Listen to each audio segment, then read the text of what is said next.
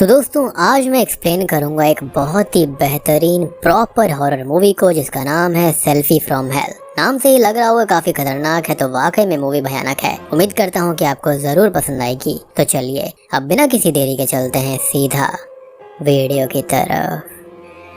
Movie की शुरुआत होती है जूलिया नाम की लेडी के साथ में, जो कि एक फेस कैम वीडियो बनाते वक्त हेल से ली गई सेल्फीज की बात कर रही थी, जिसके अंदर की सेल्फी लेने की वजह से काफी लोगों की मौत हो रही थी। जिसके अगले ही सीन में हम हैना नाम की एक लड़की को देख पाते हैं, जो कि एक ब्लॉगर थी और अपने घर में अकेली रहती थी। वो अच्छे से नहा धोकर तैयार हो गई थी और जैसे ही वो अपने पीसी पर ब्लॉग लिखने बैठती है, वैसे ही उसे अपने कलीग ट्रेवर की वीडियो कॉल आ जाती है। ट्रेवर हैना का कलीग होने के साथ साथ उसका अच्छा दोस्त भी था, इसलिए वो बातों ही बातों में हैना से उसकी कजन के बारे में पूछ लेता है, जो कि पिछले दिन आने वाली थी। लेकिन हैना उसको बताती है कि उसकी कजन ने उसके बॉयफ्रेंड मार्क के बीमार होने की वजह से फ्लाइट को डिले कर दिया था। और यहाँ पर ये बीमार वाली बात आप याद रखिएगा। अब अगले दिन हैना अपनी कजन को रिसीव करने के लिए एयरपोर्ट के बाहर खड़ी हुई थी, जहाँ पर हमको पता चलता है कि उसकी कजन कोई और नहीं बल्कि जूलिया ही थी। हैना जूलिया से मिलकर काफी खुश होती है और उसके साथ कार में बैठ जाती है। कार में बैठकर हैना जूलिया से मार्क के बारे में पूछती है। अब उसका नाम सुनकर जूलिया एकदम से ही दुखी हो जाती है, इसलिए सिचुएशन को लाइट करने के लिए हैना जूलिया के साथ सेल्फी लेने ही वाली थी, लेकिन जूलिया उसको एकदम से रोक लेती है।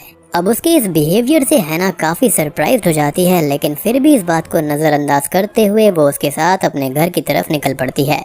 लेकिन रास्ते में जूलिया अपने फोन पर एक URL टाइप कर रही थी, जो कि .onion के साथ एंड हो रहा था। दूसरे शब्दों में कहूँ तो वो डार्क वेब को एक्सेस करने कभी नहीं सुना था। लेकिन हैना के सवाल करने पर जूलिया कोई साफ जवाब नहीं देती, बल्कि वो उससे डाउनटाउन ईस्ट साइड डिस्ट्रिक्ट का पता पूछती है, जो कि काफी खराब इलाका था। इसके बाद में जूलिया को लेकर हैना अपने बड़े से घर पर पहुँचती है, जहाँ पर पहुँचकर जूलिया हैना से कहती है कि उसका घर बिल्कुल वैसा ही है जैसा कि वो पिछले साल छोड़कर गई थी, क्योंकि जूलिया पिछले साल हैना की माँ का ख्याल रखने आई थी। जिसके बाद हैना किचन में चाय बनाने चली जाती है और वो जूलिया से उसके लिए ऊपर जाकर वेट करने को कहती है। अब ऊपर आने के बाद जूलिया अपने फोन की क्रैक हुई स्क्रीन पर अपने बॉयफ्रेंड मार्क और अपनी फोटो देखकर रोने लगती है, जैसे कि कुछ बहुत ही गलत हो गया हो। लेकिन रोते वक्त उसके आंसू नीचे की तरफ ना जाकर साइड में चले जाते हैं, जो कि बहुत ही शॉकिंग था। ऐसा लग रहा था जैसे कि उसके आसपास एक अलग ही दुनिया और एक अलग ही ग्रेविटेशनल फोर्स थी। और इसके बाद जब जूलिया अपने फोन से सेल्फी लेती है, तो सेल्फी में उसे अपने पीछे एक काला साया दिखाई देता है। लेकिन जब वो उस जगह की फोटो अपने फोन के बैक कैमरा से लेती है, तो उसके अंदर कोई भी काला साया नहीं था, यानी कि ये सब चीजें खाली सेल्फी के अंदर आ रही थी।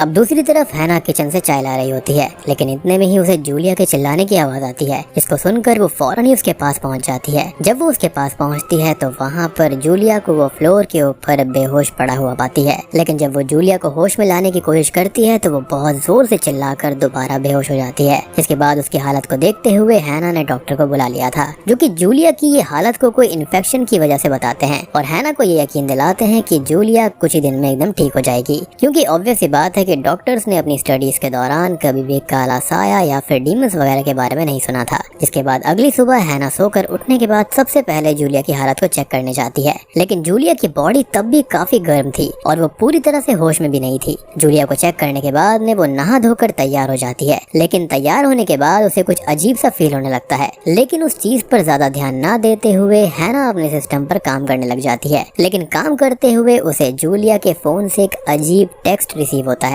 जिसको देखकर हैना काफी खुश होती है, क्योंकि उसको लग रहा था कि शायद जूलिया थोड़ी सी रिकवरी करके उसको टेक्स्ट भेज रही थी। लेकिन जब हैना जूलिया के रूम में जाकर देखती है, तो उसको पता चलता है कि वो तो अभी भी बेहोश है। जिसके बाद हैना तुरंत ही जूलिया का फोन ढूंढने लग जाती है, लेकिन उसे उसका फोन कहीं भी नहीं मिलता। इसलिए हैना उसके फोन पर कॉल लगाती है और तभी वहाँ पर जूलिया को जो फोन होता है वो उसके रूम के बेड के नीचे मिलता है। जिसके बाद में हैना गार्डन में बैठकर एक किताब पढ़ रही थी, तभी उसे अपने फोन पर जूलिया का एक और मैसेज आता है, लेकिन इस बार वो वॉइस नोट था, जिसको प्ले करने के बाद में उसके अंदर से अजीब सी डिस्टॉर्टेड वॉइस सुनाई देती हैं।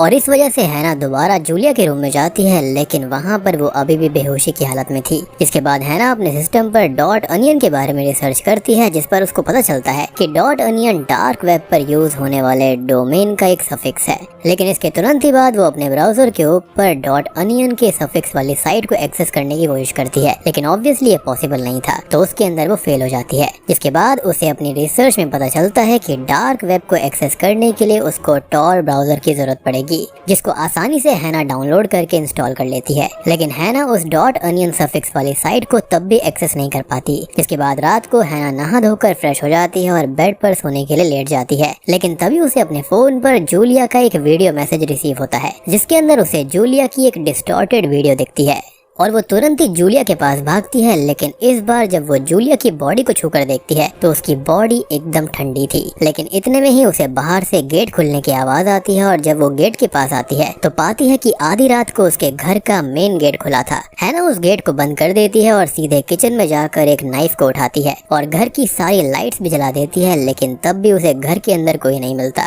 जिसके बाद हैना अपने रूम में आकर दोबारा सो जाती है। अब अगली सुबह वो इस पूरे हादसे के बारे में ट्रेवर को बताती है, जिसको सुनकर ट्रेवर उसे ये कहता है कि उसे इस हादसे को लाइटली नहीं लेना चाहिए और उसे रात को ही पुलिस को बुला लेना चाहिए था, क्योंकि अगर सच में वहाँ पर कोई मौजूद था तो वहाँ पर वो दोबारा भी आ सकता है। लेकिन हैना उसकी बातों पर इतना ध्यान नहीं देती, क्योंकि उसको लग रहा था कि शायद जूलिया ही नींद में चल रही होगी, जो कि बिल्कुल भी सही नहीं था।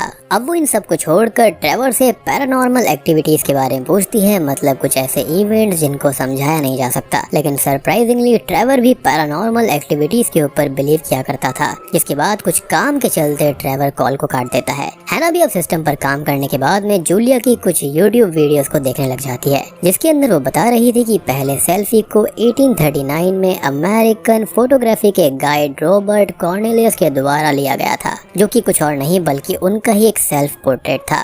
जिसके बाद जूलिया वीडियो के अंदर डार्क वेब का मेंशन करती है और फिर वो अगले एपिसोड में बाकी चीजें बताने वाली थी। लेकिन हैना को उस वीडियो का सेकंड पार्ट नहीं मिलता। वो उस वीडियो के सेकंड पार्ट को ढूंढने के लिए वेब सर्च करती है तो उसको कई क्रीपी आर्टिकल्स मिलते हैं, जिसके अंदर की जूलिया की मौत से रिलेटेड कई सारे लिंक भी दिखाई दे रहे थे। साथ ही साथ कई सारी साइट्स पर तो जूलिया को लेकर कई सारी फैन थ्योरीज और क्रीपी फोटोज भी दिखाई गई थी। लेकिन जब हैना पीछे मुड़कर देखती है तो जूलिया बिस्तर पर ही बेहोश थी। लेकिन जैसे ही हैना जूलिया को छूकर देखती है तो उसके हाथ खून से भर जाते हैं, जिनको धोने के लिए वो सीधा वॉशरूम की तरफ जाती है। लेकिन जैसे ही वो हाथ धोना शुरू करती है तो ऑब्वियस सी बात है कि उसके हाथ बिल्कुल सही थे, वहाँ पर कोई भी खून नहीं था।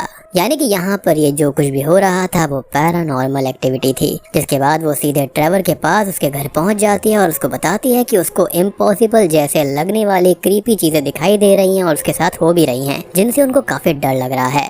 साथ ही में वो ट्रेवर को बताती है कि वो सब चीजें जूलिया से जुड़ी हुई हैं और वो ट्रेवर को उसकी डार्क नेट की रिसर्च के बारे में भी बोल देती है, जिस पर वो पहले तो उसकी मदद करने से मना कर देता है, क्योंकि डार्क वेब में कोई भी सर्च इंजन नहीं होता और वैसे भी इन सब पछड़ों में कोई भी पढ़ना नहीं चाहेगा। लेकिन हैना को वहाँ से जाता देखकर वो उसको रोक लेता है और उसकी मदद करने के लिए उसको एक डार्क वेब के चैट रूम की लिंक ईमेल करने के लिए तैयार हो जाता है। लेकिन साथ ही में वो हैना को वार्निंग भी देता है कि वो डार्क नेट पर अपनी पर्सनल इंफॉर्मेशन किसी को भी ना बताए, चाहे कुछ हो जाए। इसके बाद हैना घर पहुँचते ही सिस्टम खोलकर ट्रेवर के द्वारा भेजी गई लिंक को खोलकर उस प्राइवेट चैट रूम में पहुँच जाती है, जिसके अंदर घुसने से पहले उसे 3 सवालों का जवाब देना था। पहला सवाल ये था कि उसे अपना नाम बताना था। हैना उसके जवाब में फेक नाम डालने की कोशिश करती है, जिस पर हर बार साइट उसके गलत जवाब को पहले ही डिटेक्ट कर ले रही थी, जिसकी वजह से उसको अपना रियल नेम यानी कि हैना डालना पड़ता है। दूसरे सवाल में हैना से उसके सीक्रेट डिजायर के बारे में पूछा जाता है, जो कि होता है किसी स्ट्रेंजर के साथ पूरी रात स्पेंड करना। तीसरे सवाल में हैना से उसके सबसे बड़े डर के बारे में पूछा जाता है और हैना का सबसे बड़ा डर था जिंदगी में अकेले रह जाना। तीनों सवालों का सही जवाब देने के बाद में हैना को चैट रूम का एक्सेस मिल जाता है, यानी कि ये कोई आम चैट रूम नहीं था, यहाँ पर कुछ न कुछ पैरानॉर्मल था। अब चैट रूम के अंदर हैना अपना यूजर नेम लॉरी रखती है और वहाँ पर वो एक ब्लैक रूम सर्च कर रही थी। कोई जवाब ना मिलने पर हैना चैट रूम में एक कोड के बारे में पूछती है, जो कि हमने शुरुआत में जूलिया के फोन में देखा था। जिसके बाद एक अजीब से यूजर नेम से हैना को एक प्राइवेट मैसेज आता है, जो कि हैना को जूलिया की वजह से जानता था और वो जूलिया की कोई डेट मिस होने के बारे में बता रहा था। मेरे ख्याल से ये शायद से उसकी फ्लाइट की डेट हो सकती है, जो कि वो आने वाली थी एक दिन पहले, लेकिन फिर उसने डिले कर दिया था। लेकिन इतनी सीक्रेट इन्फॉर्मेशन इस व्यक्ति को या फिर ये जो भी था इसको कैसे पता थी, तो इसका जवाब थोड़ी देर में मिलेगा। लेकिन जैसे ही हैना उसको बताती है कि जूलिया बीमार है तो वो चैट छोड़कर जाने लगता है। लेकिन तभी हैना उससे मदद मांगती है, लेकिन डार्क नेट पर खतरे को बताते हुए वो हैना से उसका ईमेल एड्रेस पूछ लेता है और हैना उसे अपना ईमेल एड्रेस दे देती है, जो कि उसकी सबसे बड़ी गलती थी। उसके इमोशंस को, उसकी नीड को यहाँ पर एक्सप्लॉइट किया जा रहा था। जिसके बाद उसको अपने ईमेल पर एक लिंक रिसीव होता है। उस लिंक को खोलने पर हैना को एक क्रीपी हिलती हुई इमेज दिखती है और उसके बाद उसके ही फ्रंट कैमरा से उसकी कई सारी सेल्फीज अपने आप क्लिक कर ली जाती हैं और सेल्फीज खींचने के बाद में हैना के सिस्टम की स्क्रीन पर क्रैक पड़ जाता है, जैसा कि जूलिया के फोन पर था। यानी कि जूलिया के साथ भी सेम चीजें हुई होंगी, क्योंकि यहाँ पर ये चीजें क्रैक वाली जो है वो बिल्कुल सिमिलर हैं। इसके बाद में हैना को एक अननोन नंबर से कॉल आता है और जिसने कॉल किया था उसको हैना को डरा हुआ देखकर काफी मजा आ रहा था। वो क्रीपी स्माइल के साथ हैना की आवाज से ही समझ गया था कि फोटोज खींचने के बाद में हैना के साथ कुछ क्रीपी जरूर हुआ है। साथ ही साथ वो हैना को अपनी उल्टी सीधी बातों से और भी ज्यादा डरा रहा था। और अगर आप इस व्यक्ति का यूजर नेम ध्यान से डिकोड करने की कोशिश करोगे तो ये होता है फियर ईटर। अब ये व्यक्ति फोन काटने से पहले हैना को बताता है कि जूलिया का बॉयफ्रेंड मारा जा चुका है। जी हाँ, और जूलिया भी जल्दी ही मरने वाली है। जिसके बाद हैना की बारी है, जिसके तुरंत बाद हैना सीधा जूलिया के बॉयफ्रेंड मार्क के पास फोन लगाती है, जिससे उसको पता चलता है कि मार्क बीमार नहीं है बल्कि मारा जा चुका है और इसलिए ही जूलिया मार्क का नाम सुनकर सैड हो गई थी।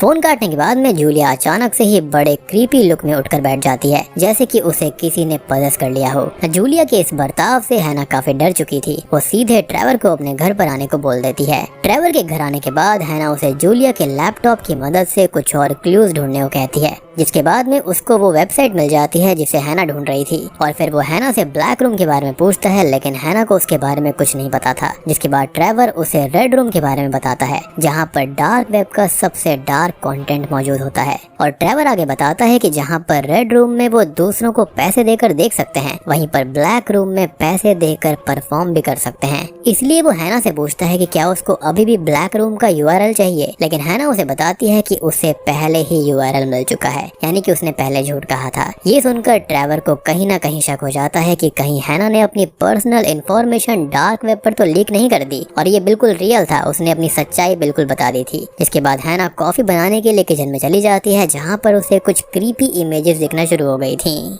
जैसा कि हम जानते हैं कि मूवी का नाम सेल्फी फ्रॉम हेल है, तो ऑब्वियस सी बात है कि क्रीपी सेल्फीज और इमेजेस दिखना तो यहाँ पर लाजमी है। अब ट्रेवर को जूलिया के लैपटॉप में उसकी अनरिलीज्ड वीडियो मतलब कि सेल्फी फ्रॉम हेल का दूसरा पार्ट मिल गया था। यानी कि पहला वाला part selfie from hello part 1 था, जिसके अंदर जूलिया बता रही थी कि जब वो सेल्फी फ्रॉम हेल के ओरिजिन को ढूंढने के लिए डार्क वेब के ऊपर गई तो उसे वहाँ पर एक फियर ईटर नाम का ईविल शख्स मिला। और जैसा कि मैंने बताया कि वो इंसान जो कि हैना को परेशान कर रहा है उसका नाम भी फियर ईटर ही है। यानी कि ये सेम ही शख्स हैं जिसने कि उसको ब्लैक रूम का यूआरएल दिया था, यानी कि जूलिया को। उस फियर ईटर ने जूलिया से मार्क को बचाने का प्रॉमिस भी किया था। यानी कि ये सब शायद से पहले मार्क ने शुरू किया, जिसके लिए वो हैना की सिटी में आई थी। यानी कि पहले ये सब मार्क के साथ में हुआ, फिर जूलिया के साथ में और अब हैना के साथ में। और जो जूलिया शुरुआत में हैना से उस अजीब से जगह का एड्रेस पूछ रही थी वो मार्क को बचाने के लिए ही था। खैर इन सब बातों के बाद में जूलिया अपनी वीडियो के अंदर एक वार्निंग देती है कि ब्लैक रूम के अंदर होने पर वो 13 सेल्फीज ना देखें। वो सेल्फी देख लेने पर स्क्रीन का क्रैक होने का मतलब ये है कि कुछ बहुत बुरा होने वाला है। यानी कि यहाँ पर वो खाली कोई शख्स नहीं बल्कि यहाँ पर कुछ ना कुछ सुपरनैचुरल या फिर डीमन वाला सीन है। इसके बाद ट्रेवर को सोफे के ऊपर सुलाने के बाद हैना भी अपने रूम में सोने चली जाती है, लेकिन बीच रात में ही अचानक से उसके सामने जूलिया आ जाती है, जिसकी वजह से हैना की चीख सुनकर ट्रेवर नीचे आता है, लेकिन जूलिया वहां पर सांस नहीं ले पा रही थी। इसके बाद जूलिया को हॉस्पिटल लाना पड़ता है, जहां पर पता चलता है कि उसके सारे फेल होते ऑर्गन्स की वजह से उसका सुबह तक भी सरवाइव करना मुश्किल है। यानी कि उसकी बॉडी जो ठंडी पड़ रही थी उसका मतलब यही था कि वो मर रही है। लेकिन हैना ये बात सुनकर ट्रेवर से घर चलने को कहती है और घर पहुंचकर वो ट्रेवर को काफी रूडली वहां से जाने को कह देती है। ट्रेवर के वहां से जाने के बाद हैना के पास फियर ईटर का फोन आता है, जो कि उसको अकेला छोड़ने के बदले उसके कुछ मन चाहे काम करवाना चाह रहा था। और यहाँ पर ट्रेवर को बाहर भेजने के लिए भी उसने ही कहा था। साथ ही साथ वो हैना से प्रॉमिस करता है कि वो उसे हर्ट नहीं करेगा। अब फोन काटने के बाद हैना को काफी क्रीपी फीलिंग आती है और उसे घर में अपने अलावा किसी और के होने की भी आहट महसूस होती है। यानी कि ये कोई यहाँ पर इंसान नहीं था बल्कि कोई ना कोई डीमन या फिर कुछ ईविल था। हैना उस आहट का पीछा करती है तो उसे टीवी पर जूलिया की कुछ इमेजेस दिखती हैं, जिसके बाद वो बेहोश हो जाती है। जैसा कि जूलिया ने कहा था कि 13 इमेजेस को पूरा नहीं देखना है, और ऐसा हुआ तो उसका काम खत्म। अब होश आने पर उसके हाथ बंधे हुए थे और फियर ईटर उसके सामने खड़ा था, जो कि डार्क वेब के सर्वर्स को शायद स्ट्रीमिंग के लिए सेट कर रहा था। और उसके बाद वो हैना के डर वाली फीलिंग्स को फील करने की कोशिश कर रहा था। ऑब्वियस सी बात है, नाम है फियर ईटर और वो लोगों के डर पर ही जीता है और ये पक्का कोई डीमन है, कोई इंसान नहीं है, जिसके लिए वो हैना को और भी ज्यादा डरा रहा था। साथ ही में वहाँ पर वो हैना को बताता है कि उसे 2 साल से डर नहीं लगता और डर के बगैर उसे अपनी लाइफ अधूरी लगती है। तभी उसने एक शैतान के बारे में सुना, जिसके बारे में सुनकर उसकी रूह कांप गई थी। वो शैतान के बारे में रिसर्च करते वक्त ही उसे ब्लैक रूम के बारे में पता चला और काफी लोगों की लाइफ लेने के बाद ही उसे ये पता चला है कि जब तक उन 13 सेल्फीज को ना देखा जाए तब तक किसी को कुछ नहीं होता। यानी कि मार्क, जूलिया और हैना तीनों ही बेवकूफ थे। और मुझे तो ऐसा लगता है कि जो जूलिया की स्पिरिट थी वही यहाँ पर वो वीडियोस वगैरह भेजने की कोशिश हैना को कर रही थी ताकि यहाँ पर वो 13 सेल्फीज को ना देख ले। लेकिन हैना बेवकूफ थी, वो कुछ भी समझ नहीं पाई। वो आगे बताता है कि ब्लैक रूम के अंदर लोगों को खाली अपने प्लेजर के लिए बुलाता है, जिससे कि वो शैतान उन लोगों को बुरी तरह टॉर्चर करता है। यानी कि ये जो फियर ईटर है ना, ये शैतान का कोई स्लेव बन चुका है, जो कि इंसान तो बिल्कुल भी नहीं है। इसके पास में कुछ ना कुछ पैरानॉर्मल या फिर सुपर नेचुरल शक्तियां हैं। जिसके बाद में वो फियर ईटर हैना की 13 सेल्फीज लेने वाला था, लेकिन इतने में ही उसे ट्रेवर बचाने आ जाता है और ट्रेवर वहां पर फियर ईटर को बांधकर हैना के साथ उस शैतान के सेल फोन लोकेशन की मदद से उसको ढूंढने निकल पड़ता है। यानी कि फियर ईटर यहाँ पर शैतान का ही कोई सर्वेंट है। लेकिन उन दोनों के कार में बैठने पर पता चलता है कि ट्रेवर भी 13 सेल्फीज देख चुका था और उसके फोन की स्क्रीन क्रैक हो गई थी। यानी कि वो भी अब कर्स्ड हो गया था। बेसिकली ये कर्स सेल्फीज हैं। जिसके बाद में वो दोनों एक सुनसान बिल्डिंग में पहुंच जाते हैं और ये वही रास्ता था जहां पर जूलिया जाना चाहती थी। उस बिल्डिंग में हैना को एक फोटो एल्बम के साथ एक कैमरा मिलता है, जिसके अंदर किसी डॉक्टर एडवर्ड्स की रिकॉर्डिंग थी, जो कि एक अननोन क्रिमिनल के ऊपर अपनी रिसर्च कर रहे थे, जिसने रिसर्च के वक्त डॉक्टर एडवर्ड्स पर ही हमला कर दिया था। अब वीडियो देखने के बाद में ट्रेवर लोकेशन दिखा रहे फोन पर कॉल लगाकर देखता है, जिसकी वाइब्रेशन उन्हें पास से ही आ रही थी। लेकिन तभी फोन ढूंढते वक्त हैना के सामने वही पेशेंट आ जाता है, यानी कि वही जिसका डॉक्टर एडवर्ड्स इलाज कर रहे थे। और हैना अचानक बेहोश हो जाती है और उस ईविल को देखने के लिए ट्रेवर भी कई सेल्फीज ले डालता है। लेकिन इतने में ही हैना को होश आता है और वो इस बार वो शैतान उन दोनों पर हमला कर देता है। यानी कि वो जो पेशेंट था ना, वही यहाँ पर वो ईविल बन गया था, जो कि कई सारे लोगों को अपने झांसे में ले रहा था, जैसे कि उसने फियर ईटर को लिया हुआ था। खैर, हमला करते हुए अचानक ही वो बेहोश हो जाता है। अब अगले सीन में हैना जूलिया के साथ एक लेक के किनारे पिक्चर परफेक्ट वर्ल्ड में लेटी हुई थी, जहाँ पर ट्रेवर भी आ जाता है और वो हैना के काफी करीब आ रहा था। लेकिन तभी अचानक से हैना के सामने ट्रेवर की जगह वही शैतान आ जाता है और पता चलता है कि ये एक हैप्पी एंडिंग नहीं थी, खाली ये एक सपना था। और यहाँ पर हैना और ट्रेवर सभी पॉजेस्ड हो रखे थे। यानी कि शैतान ने उनको उनकी बॉडी के अंदर ही कैद करके रखा था, जैसा कि जूलिया के साथ में हुआ था। वो बीच में कई बार इसलिए चिल्लाया करती थी क्योंकि वहाँ से वो बाहर निकलना चाहती थी, लेकिन ये शैतान उसको बाहर निकलने नहीं देना चाहता था। बेसिकली वो उनकी सोल्स के ऊपर, उनके डर के ऊपर जी रहा था, जिसका सिंपल सा मतलब ये है कि अब ये शैतान इन दोनों के साथ साथ पूरी दुनिया को ही तबाह करने निकल चुका है। और बूम, इसी के साथ में ये मूवी यहीं पर खत्म हो जाती है।